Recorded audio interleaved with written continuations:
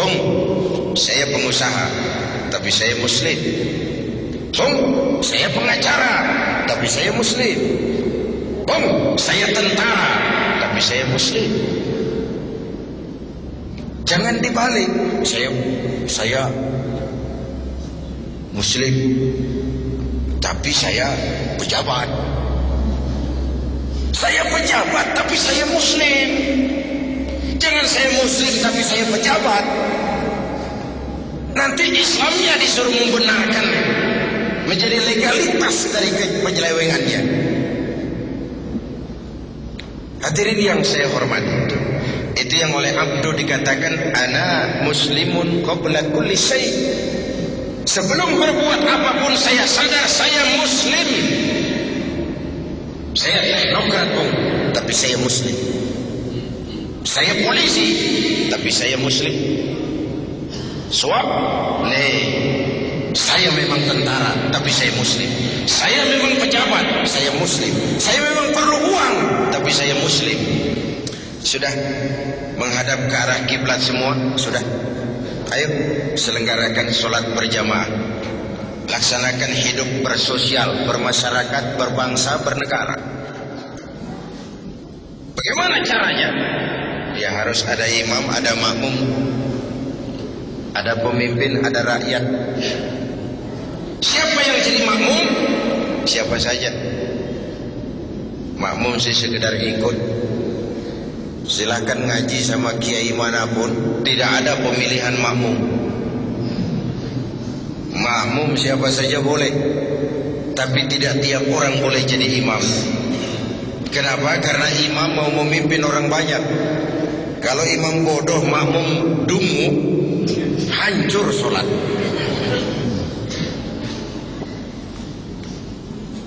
Begitulah mekanisme kehidupan bermasyarakat, berbangsa, bernegara. Jadi pesan ketiga, berjuanglah sebagaimana harusnya, tapi jangan lupa sandaran vertikal. Minta tolong kepada Allah. Berusaha, bekerja, jangan menunggu keajaiban. Karena memang nama ababil adalah keajaiban. Bagaimana burung dengan melontarkan batu menghancurkan Abrahat dengan pasukan gajahnya yang luar biasa ini. Lalu Allah sendiri berjanji, in tansurullaha yansurkum. Jikalau kamu menolong agama ini, Allah akan menolong kamu. Wa yusabbit lakum wa yusabbit aqdamakum. Allah akan kokohkan pendirian kamu. Bersikap istiqamah. Jadi pertama, jadikan iman sebagai landasan perjuangan. Yang kedua, tetap teguh menjaga kebersamaan. Dan yang ketiga, perkuat sandaran vertikal kepada Allah Subhanahu wa ta'ala. Kalau hidup sudah mulai kita gantungkan kepada manusia, bersiaplah untuk kecewa. Bersiaplah untuk kecewa. Ibu bapak hadirin yang saya hormati, oleh karena itu keberadaan Laskar Ababil ini yang pada satu sisi merupakan kader kita, tapi pada sisi lain juga merupakan aset kita bersama. Keberadaannya karena mereka adalah anak-anak kita, harus terus kita dampingi. Kemudian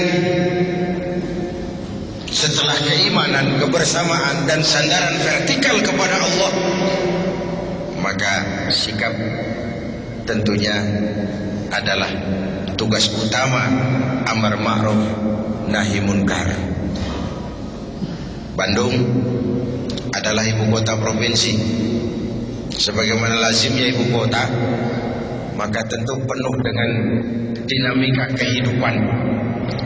Yang ma'ruf ada, yang munkar juga banyak. Sama juga dengan Jakarta, masjid puluhan ribu, tapi tempat judi juga ada. Keramat Tunggak ditutup, tapi lalu keliling di jalan-jalan. Itu semua merupakan bagian dari dinamika kehidupan yang menyebabkan kita harus tetap tegak melaksanakan yang ma'ruf dan mencegah yang munkar.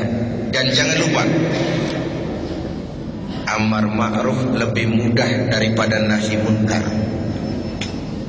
Mencegah kemunkaran, apalagi kalau kemunkaran itu dilakukan oleh orang yang punya kekuasaan, maka kita akan menghadapi berbagai macam resiko.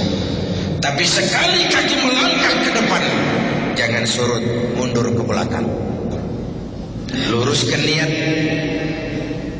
Saya ingin tegak melaksanakan yang ma'ruf dan mencegah yang munkar untuk kemaslahatan bangsa. Sebab apa? Indonesia ini, saya pernah beri contoh seperti kapal laut yang besar.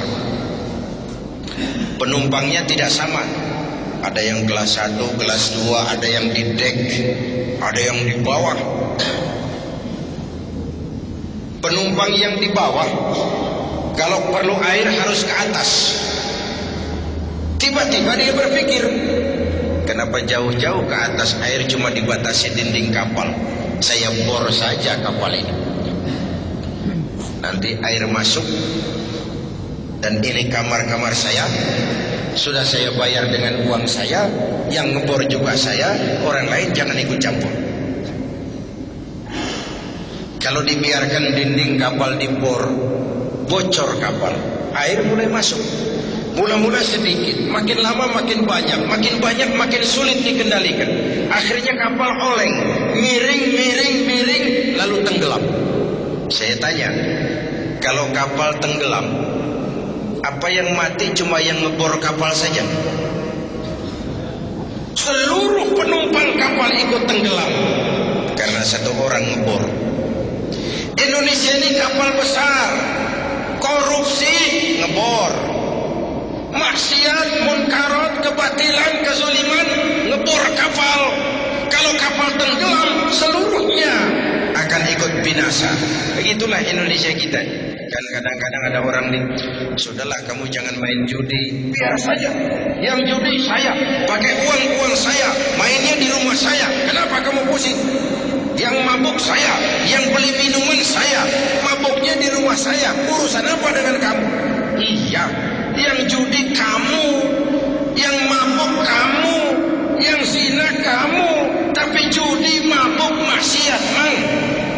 Kalau negeri ini banyak maksiatnya, Allah murka, turun gempa bumi.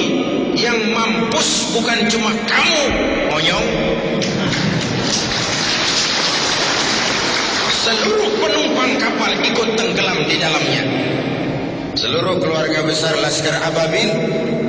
Begitulah Anda kalau melihat maksiat munkar, ini orang mau ngebor kapal, harus dicegah. Harus dicegah dengan cara yang santun, sehingga melahirkan rasa refleksi dengan tujuan mengajak bukan mengejek, merangkul bukan memukul, menyentuh bukan menyinggung. Sebab kalau yang ma'ruf tidak ditegakkan, yang munkar berjalan terus, nanti akan samar mana yang ma'ruf, mana yang munkar. Ketika samar, pergeseran nilai terjadi.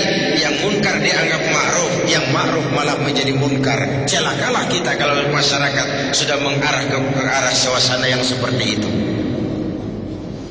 Jadi oleh karenanya, saya hanya menyampaikan 3 hal ini saja. Pertama, luruskan niat, jernihkan hati. Karena Allah saja saya bergabung di Laskar ini. Tidak terbebani oleh target kepengen jadi sesuatu. Maka lillahi yatim wa maka li ghairillahi yanhadim.